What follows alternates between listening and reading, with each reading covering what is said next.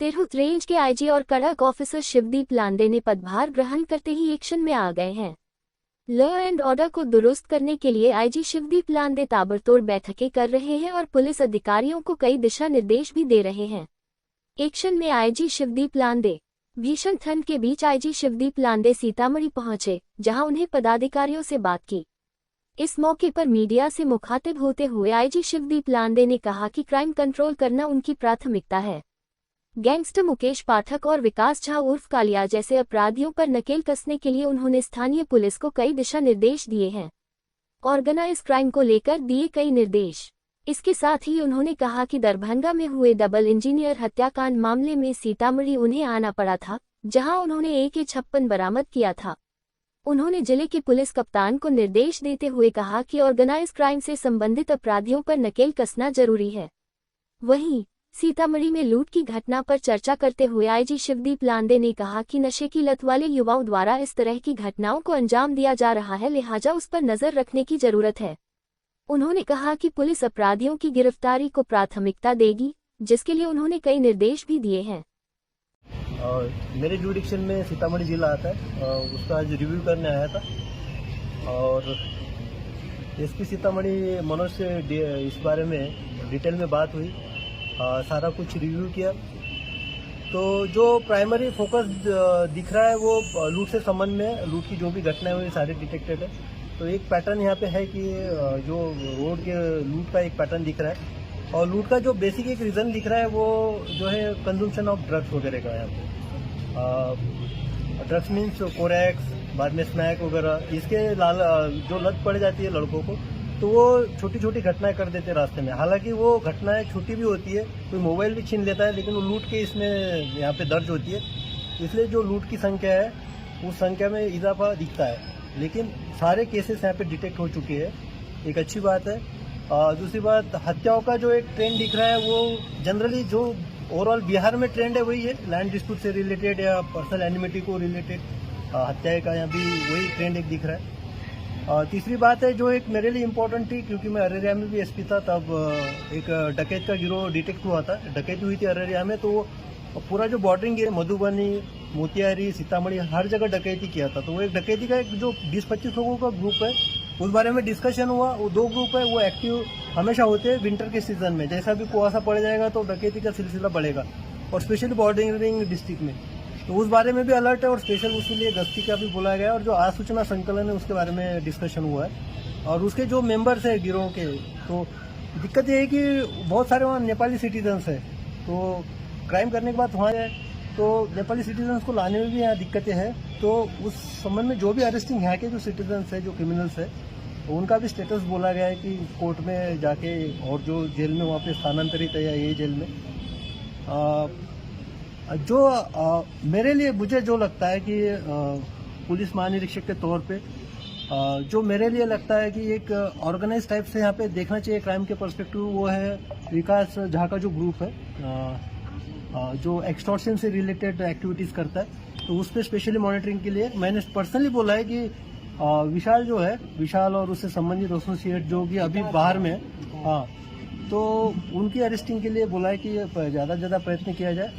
अभी जो जेल से निकला है और बैंक रॉबरी में भी था इंदल महतो, इंदल महतो के बारे में भी बोला है कि फोकस किया जाए। तो मुझे लगता है कि सीतामढ़ी पुलिस अपने आप में सक्षम है इन सारे टारगेट को अचीव करने में, इन सब की अरेस्ट गिरफ्तारी करने में।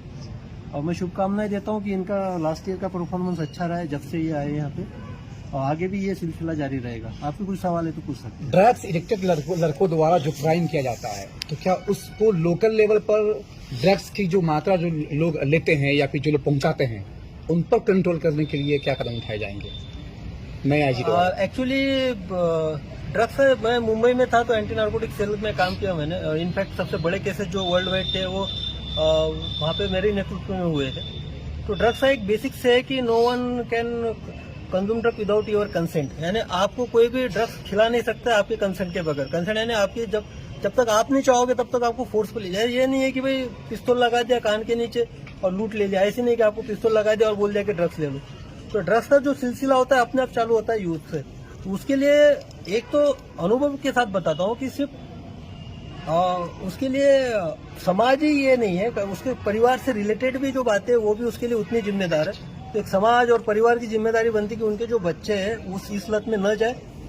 और दूसरी बात है कि मैं जब कोसी में था एज अ DIG करके, तो एक एग्जांपल बताता हूँ। मधेपुरा में एक ट्रक ड्राइवर की हत्या हुई थी, लूट होके और उसकी हत्या हुई थी।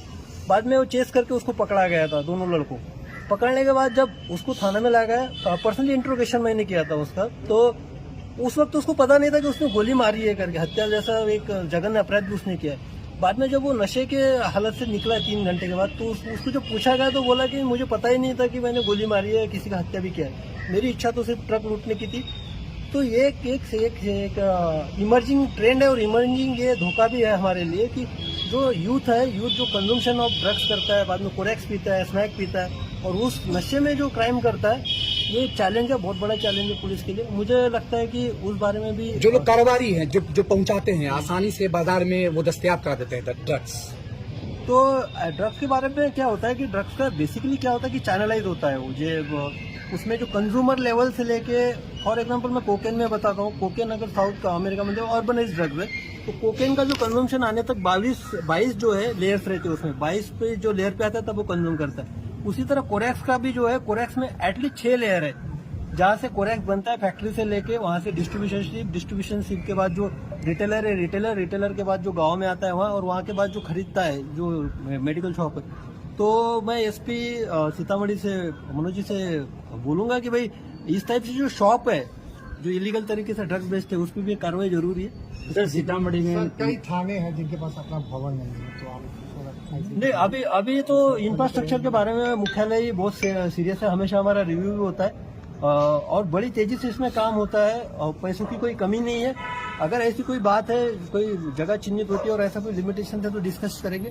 लेकिन ये बता दूं कि मुझे मुख्यालय के तौर से ये अटमोस्ट प्रायोरिटी है कि थाना बनना चाहिए, आउटपोस्ट बनना चाहिए, और पैसे की किल्लत नहीं है। पैसा जितना भी चाहे सरकार रेडी है देने के लिए, तो इनिशिएटिव लेने की जरूरत है। और सारे SP जो मैंने अभी 3 SP से मिला हूँ, तो इनिशिएटिव तो है, उसमें कर रहे हैं। सर 31 नवंबर को यहाँ गोयनका कॉलेज में प्रोफेसर को गोली मार दी गई। हाँ आज तक उसमें शूटर की गिरफ्तारी नहीं हुई, CCTV फुटेज दिया है। हाँ, उसमें अभी एक्चुअली उसमें मेरा डिस्कशन नहीं हुआ। अभी रिव्यू करूंगा उस बारे में और मनोज से बात करके फिर इसमें मैं कुछ बोल पाऊंगा। सर गंभीर मामला था प्रोफेसर को, बिहार में काफी गिरान मामला था। नहीं, अभी रिव्यू करेंगे, बताएं। सीतामढ़ी के साइबर थाने में सर इंस्पेक्टर की कमी है, बस 2 लोग हैं, मतलब FIR बहुत लेट हो पाता है। हाँ, नहीं, इस बारे में बात करेंगे अभी।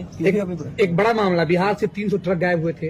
आपके रेंज मुजफ्फरपुर से लगभग 100 ट्रक है, सीतामढ़ी से 10-12 ट्रक हैं। हाँ, तमाम लोगों का काम आधा अधूरा है। जिन पुलिस वालों के हवाले इंक्वायरी रखी गई, दिया गया, वो लोग भी आधे अधूरे। 300 ट्रक बिहार से गायब होकर छत्तीसगढ़ पहुंचता है, उनका लेखा जोखा मिल जाता है, उसके बाद भी लोग खड़े हुए, लोग दौड़ रहे हैं, चक्कर लगा रहे हैं। इस बारे में भी रिव्यू करना पड़ेगा मुझे। ये आपके पूरे क्षेत्र का मामला है। हाँ, नहीं, मैं रिव्यू करूंगा इसमें, और डेफिनेटली रिव्यू करूंगा। और एक बात जान लीजिए, अगर ऐसी कोई बात है, और ये जो मामला अब तक है